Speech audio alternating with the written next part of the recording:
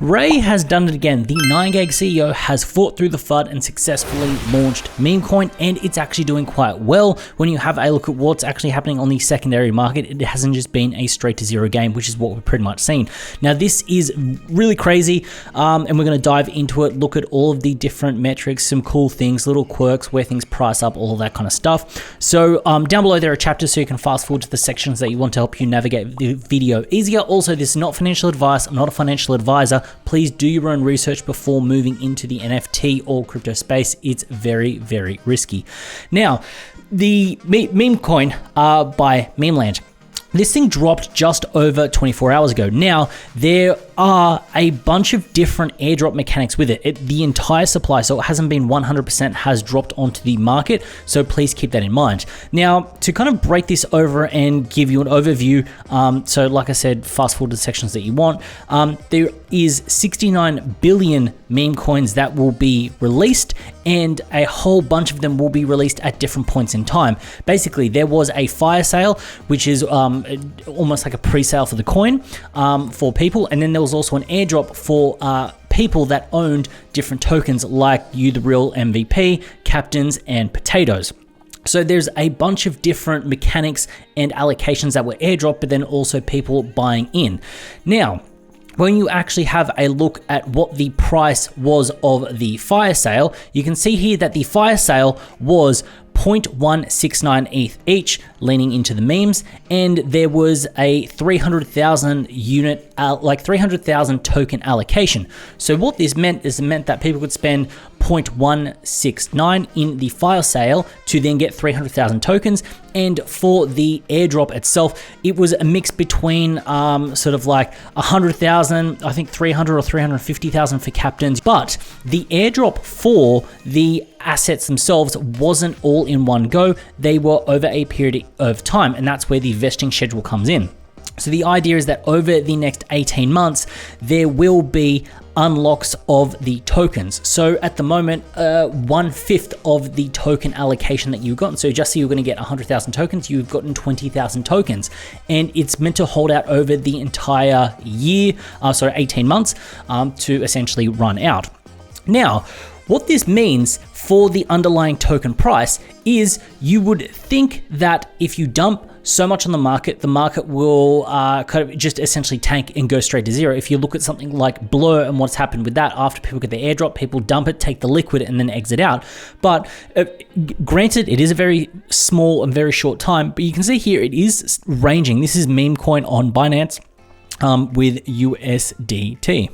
And you can see here, there's a range from the top to the bottom.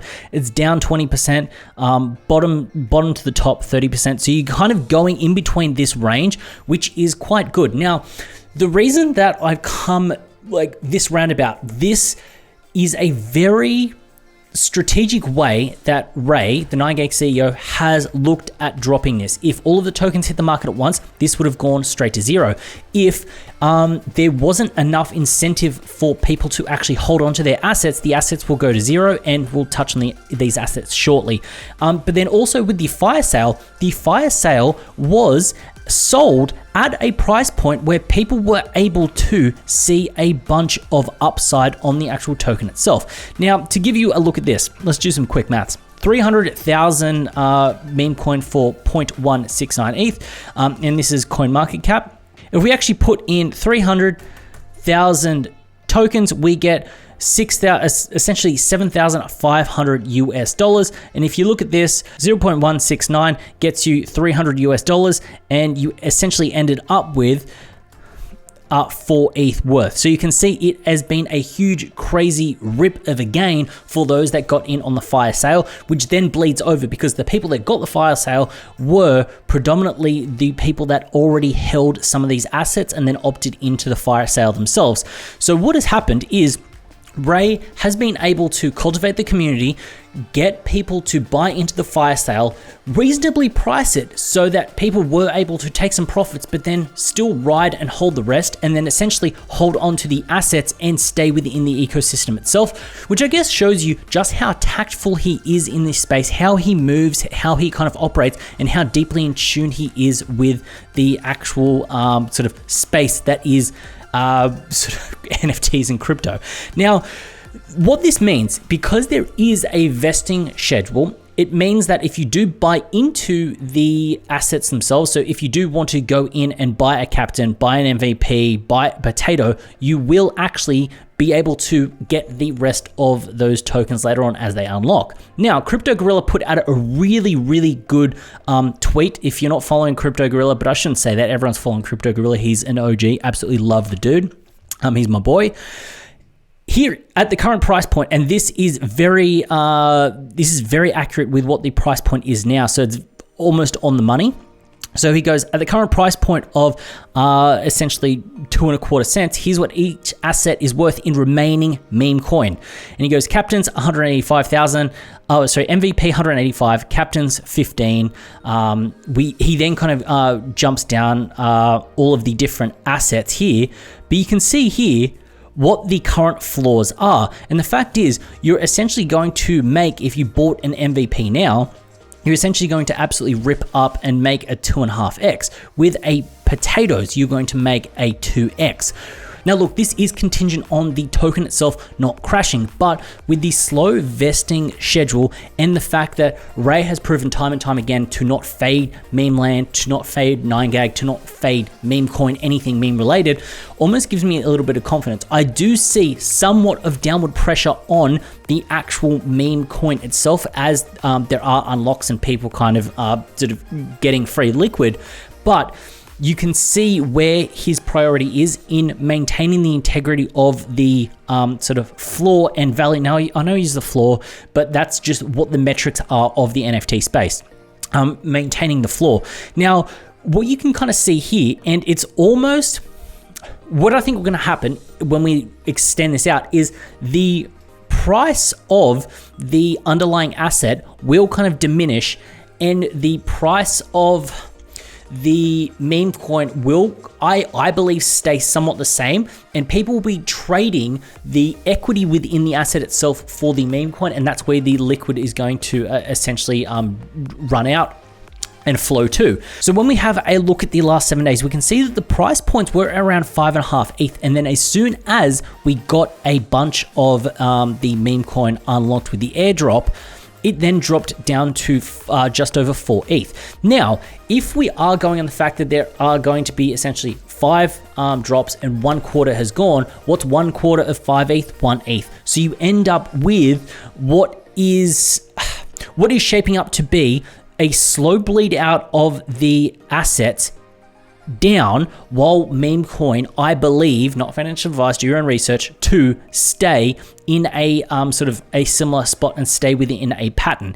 Now, where this will get a little bit tricky and a little bit harder later on, and only time will tell, is when we actually have a look at the market cap of Memecoin itself. Looking at the market cap of Memecoin, the market cap right now of the actual circulating supply is 220 million. The fully diluted market cap is actually close to 1.7 billion. So 1.7 billion isn't crazy, it isn't obnoxious or out there, but it is quite a high price to hold. I do see this coming down, and I do see it coming down, and I do see the assets of the captains also coming down, but overall, I can see the value of the ecosystem staying somewhat relative when you look at it. So just say you have the ecosystem at whole being valued at 2 billion, and you've then got a market cap of the coin at 1 billion. 1 billion then would be all of the assets combined. Now, I think those are outrageous numbers. That was just to give you an idea of what I'm kind of thinking and how I imagine it being. So the value of the actual the ecosystem itself will stay the same, and the value flow within the ecosystem will shift between NFTs and Memecoin. Now, the one thing that we don't know right now, and this is why it keeps coming back to not fading Ray and what he's doing, is we don't know what Memecoin is going to be used for. We don't know how it's going to be used and utilized in the future. We have seen with things like ApeCoin that it has been used as the in-game currency for some of Yuga's games. It's being used to buy land with other side. Now, when it comes to what the coin will be used for, we're not sure, but the fact that we've seen time and time again every single thing that Ray does and the Memeland team, it is taken well. There can be people that criticize it. There will be people that want the price to go higher, want the price to go lower, and everywhere in between. But it seems that every time someone fades Memeland and the ecosystem that Ray and the team have built, they end up just paying the price, especially when you have a look at the fact that all of the people that owned the assets, so potatoes were free. The fact that the potatoes were free and they ran up to around 3 ETH, you could have then used that to then get Captain, to then get Memecoin. Ray is almost the new Yuga Labs.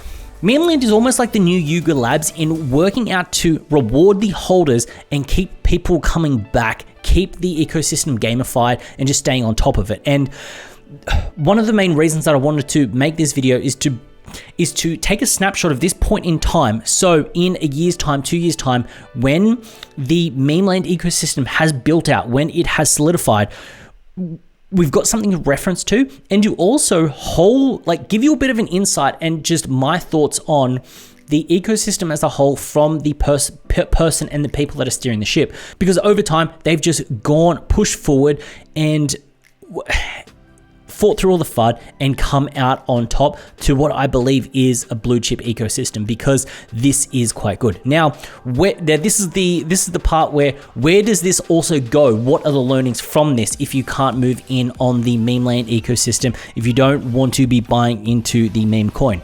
The fact is, right now, projects and founders will be taking note of this and realizing that there is a bag to be made if they then reward holders and do drops, all of this kind of stuff. So we will start to see it. And look, there is a point where Grapes has run up, because Grapes has a token coming up. People have seen what has happened to Memeland and just absolutely yeeted themselves into the Grapes. And you can see here, the past day, it ran up from around that 0.6 ETH almost to 1 ETH, just shy of 1 ETH. We also saw it with ZTX and their NFTs and the massively crazy huge airdrop that happened to holders. This is the meta. This is what will happen. This is what we'll see play out. It means that if the team are credible, if it looks like there's funding, if it looks like there's a smell of something authentic, it's almost worth paying attention, because it looks like the rewards will be reaped. But it also does mean to be careful that every sort of man and their dog will end up dropping, will be reviving their old NFT projects, dropping a token, doing a pre-sale to just extract more liquidity, and I think that is very crucial. Now, another thing that we've seen and come from this is we realize just how big the sort of coin market is when it comes to NFTs. The NFT market has nowhere near the liquidity that's willing to just yeet and deploy into stuff like coins and meme coins. So this is another thing as well where I do think this is the play in onboarding people to NFTs. Now, I'm not trying to shill NFTs, all that kind of stuff, because I'm an NFT lover, it is what it is, but it shows you that there can be a correlation between NFTs with coins, and hopefully it gets people a little bit more intrigued in what that kind of ownership can be. And I can see in the future this becoming the framework that it is, where the NFTs are the core part of the community, and then you have people that can latch onto it via the token itself. So that is a little bit of a brain dump, a look at Memecoin, what has happened, where I think it's going, and why I think that Ray should not be faded. Hopefully you enjoyed this video. If you did, go down there, hit that subscribe button, hit that like button. Let me know what you think down below. Also, this is not financial advice, I'm not a financial advisor. Please do your own research before moving in on the space. Also, hopefully you like this cool little setup where I've got the sort of camera poking around. I'm trying to redo up a bit of a setup, make it different. Then I've also got this little thing popping up. This is actually pretty sick. I've finally gotten around to actually kind of mixing it up. So yeah, let me know where you like the if you like the new little setup, new little neon lights. I'm gonna do a little bit more and just try to get back into it and make the creating of content a little bit more fun. so I can just put more stuff out for you. Also, if you are into coins themselves, I do have a second channel that is crypto specific, so just for crypto coins. This is the channel here. The reason I've got a second crypto specific channel is because crypto people hate NFTs. NFT people like crypto because we get to make money off it. It's how we buy and sell things. So just that, links down below if you want to check it out. Yeah, hopefully you guys have a good day and or evening, and I look forward to seeing you next time.